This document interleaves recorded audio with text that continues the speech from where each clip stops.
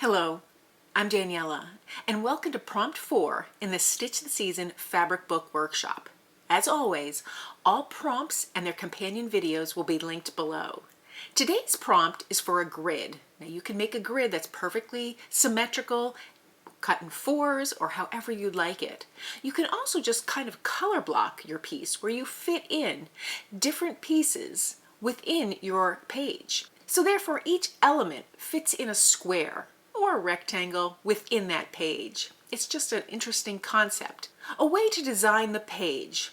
Use your Christmas ornaments and Christmas fabric. I'll show how I take apart some felt gingerbread men to create a very interesting page. You don't have to use those gingerbread men or any ornaments that I show. You can just use stitches and fabric and even Christmas ribbon.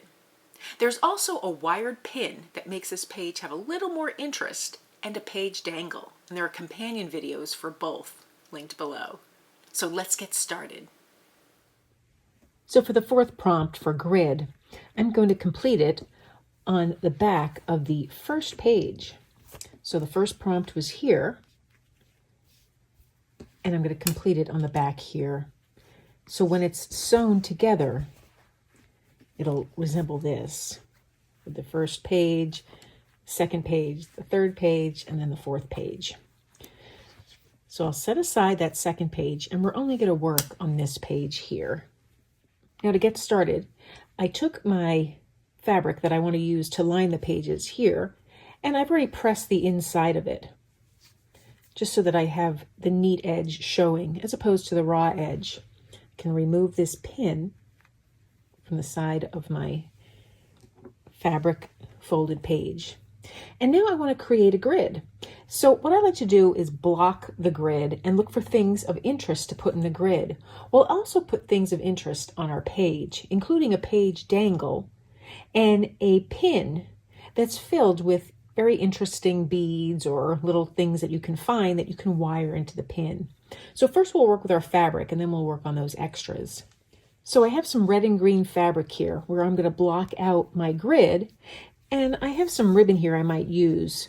It's red rickrack and then this red and white stripe. I think it's quite charming. For my grid pieces, I went through my fabric stash and looked at different things that I thought I could add to my piece to make it look interesting. But when I was going through my ornaments, I found these little felt gingerbread people. And so I just thought, well, I'll use those. I think they're really cute, and I'll make a grid with those. And then I'll have my safety pin maybe up top, or maybe I'll reverse it and put this up here and the safety pin down here. I'll play around with that idea. First thing I want to do though is take these apart. They're too puffy for me. Some people might like to leave them in place. So I'm going to clip off the back here, the string, and I'll do this for each one. And then I'm going to just take a seam ripper here,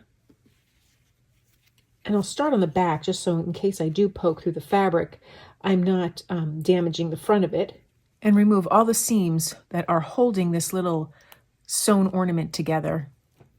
So when I took apart the little people here, the little gingerbread people, I have the back and the front, and I actually kind of like the plainness of the back. It kind of reminds me of cookies. So I think I'll set these two fronts aside, use them in another project. If you don't have something like this, a felt ornament, or you don't want to use it for whatever reason, there's lots of things you can do. You can go through your fabric stash and find just images that you like that you can put on your pockets. These are some watercolor paintings I've done. I have some fabric on spoon flower. I'll link that below if anyone's interested. But don't feel you have to do that. There's plenty of Christmas fabric where you can cut out the image that really appeals to you. And there's just so much fabric to choose from. So you can get lots of images to use in your work. And you can even look for it in ribbon as well. Now that I've decided that I want to use these gingerbread people, I want to cut out a background square. I don't want to just attach them like this. I want a little color for the background. And I think I'm going to make the background smaller than the gingerbread people. So the gingerbread people will hang over it. I like that appearance.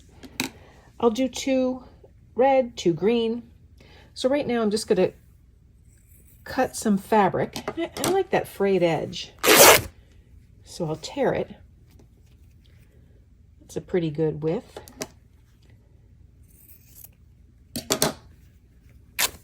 And once I find the size I want, I'll create 4 blocks of them. So that's pretty good.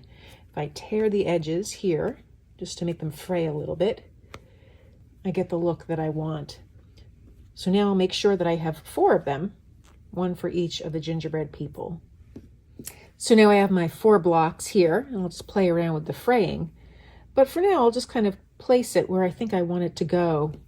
Maybe here and here. And then I'll alternate that. Let's see if that works out.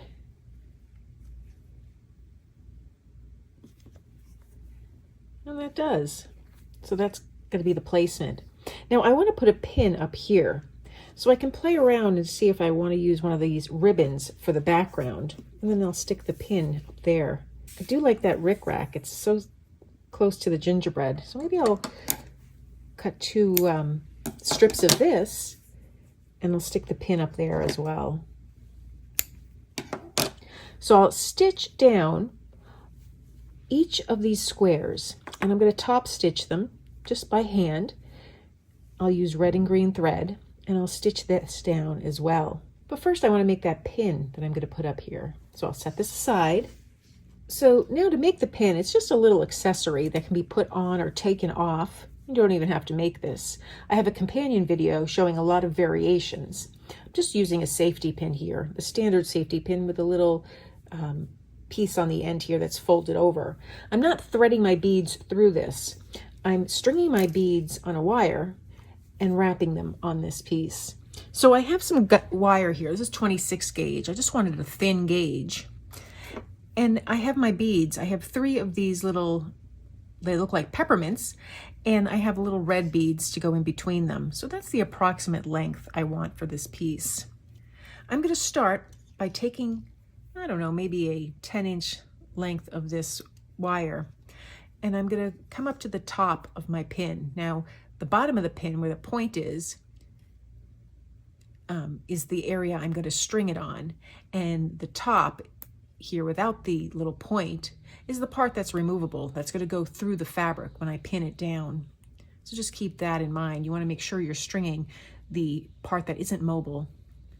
So I'm going to bring my wire through, and then I'm just going to wrap it a couple of times. I'm leaving like a 2 or 3 inch tail.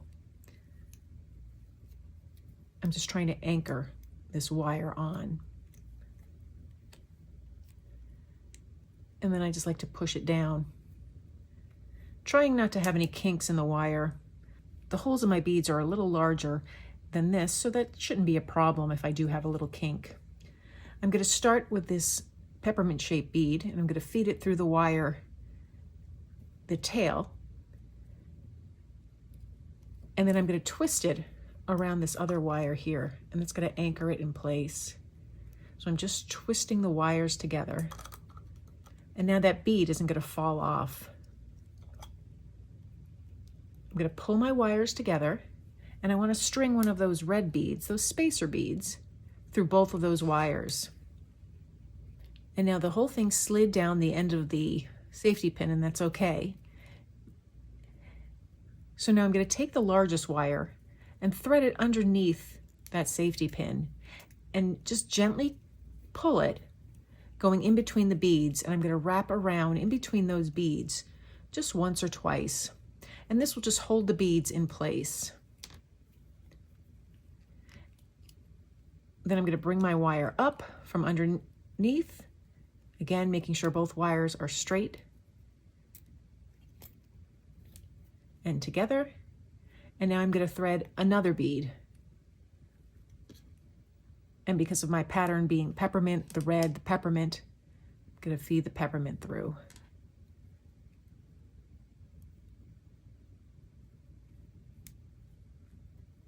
Then I'm going to take another red bead,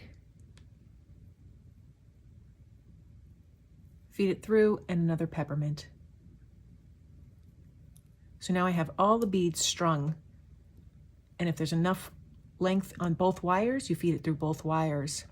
I'm going to thread that wire underneath the safety pin again. And I'm going to work my way back. So I'm going to wrap it around in between that peppermint and that red piece that's closest to the end. Feed it through again. And it just takes some finagling. I want my beads to be facing the same direction.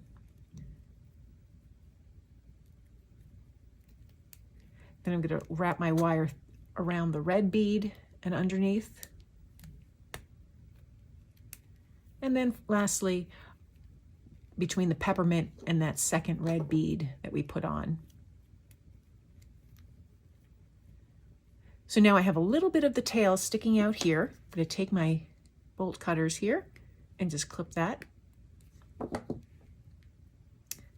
now I'll just continue to re-wrap, going underneath that layer of the safety pin each time, just until I bring my wire back to the other end. And this just guarantees that the beads are going to be secure. And now when I get to the end, I'm just going to feed my wire through any bead that I can, just to hide that tail. Maybe I'll come to the outside here, just feed it through.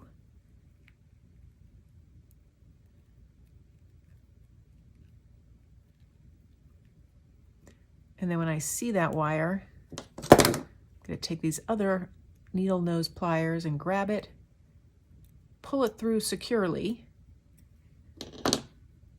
wrap it around one more time, and then just clip it. Pull it through underneath here.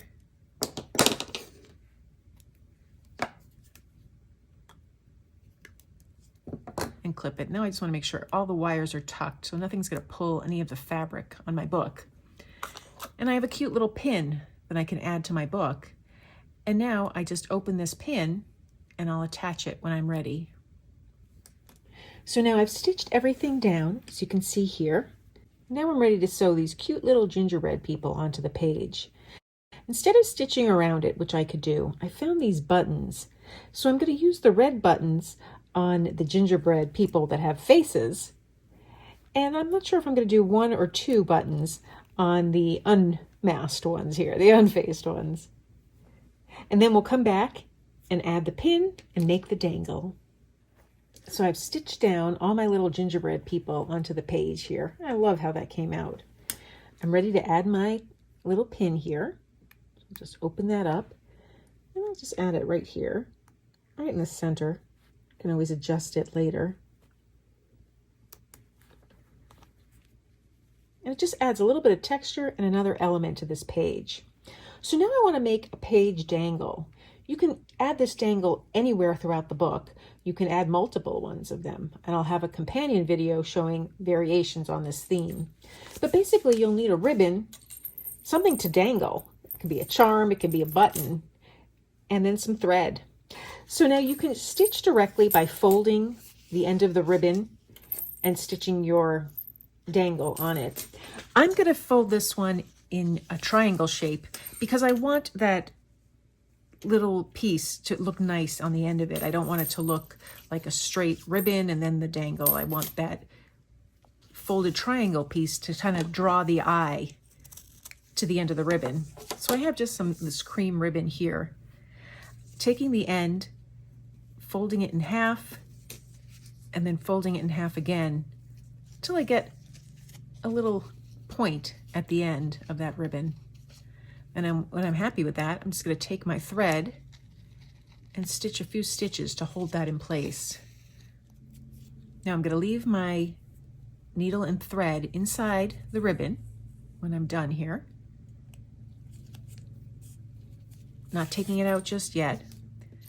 So I have a little garment pin and a bead. So now you could either take your pin and pin your garment pin in with your charm, or just like I'm going to do, I'm going to stitch it to the bottom here. So I find out the best way I want this to go on. Because this is a jump ring and it has an opening, the thread will go through that. So I need to make sure that I stitch through the little hole in the charm. So I'm going to remove this little jump ring just by clipping it off. And now I'm going to stitch through that hole, attaching it just to that ribbon. So the heavier your charm, the more stitches you'll need to hold it in place. And now I have a dangle that will be sandwiched in between the pages of the book. So I can sandwich it back there, and it will stick out here, kind of like a built-in bookmark.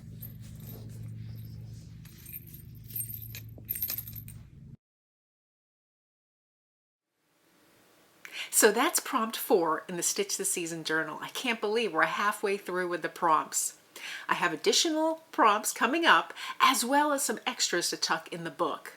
If you found this video helpful, please give it a thumbs up and be sure to subscribe.